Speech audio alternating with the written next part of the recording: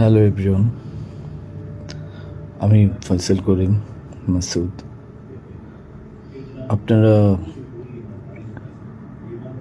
যে হাদি হত্যাকাণ্ডের সাথে আমার জড়িত থাকার কথা জানেন। আসলে প্রকৃতপক্ষে আমি হাদি হত্যার এই ঘটনার সাথে কোনোভাবেই জড়িত না।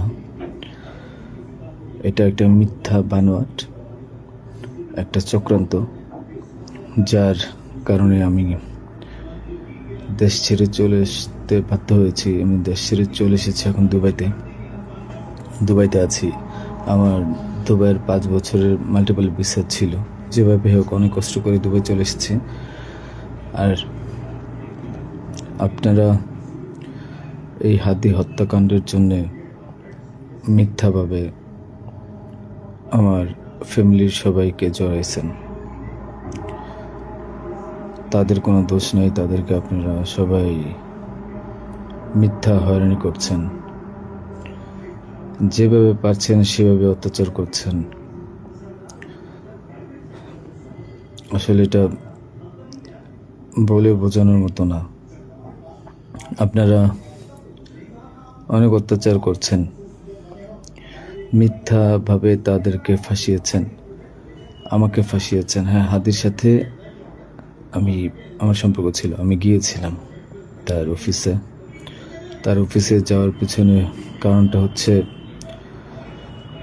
আমি যেহেতু ব্যবসা করি, আমার একটা আইটি ফার্ম আছে। তো দীর্ঘ 10 বছর ধরে আমি বিজনেস করছি। এই আইটি ফার্মে অনেক কাজই হয়, সব সরকারি কাজ হয়। তো এখানে একটা কাজ ছিল অর্থ মন্ত্রণালয়, একটা কাজ ছিল আপনার খাদ্য মন্ত্রণালয়। তো এই দুইটা কাজ নিয়ে আমি কথা বলতে গিয়েছিলাম। সে আমাকে পাইয়ে দিবে আশ্বস্ত করেছিল। আমি তাকে 5 লাখ টাকাও দিয়েছি, অগ্রিম চেয়েছিল।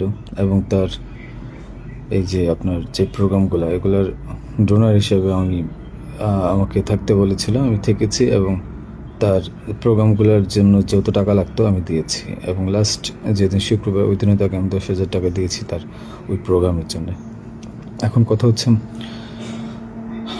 আমাকে মিথ্যাভাবে ফাঁসানো হয়েছে। এগুলা যেহেতু হাদির সাথে জামাতের একটা কানেকশন আগে থেকেই ছিল, ও জামাতের প্রোডাক্ট। তো সেই জন্য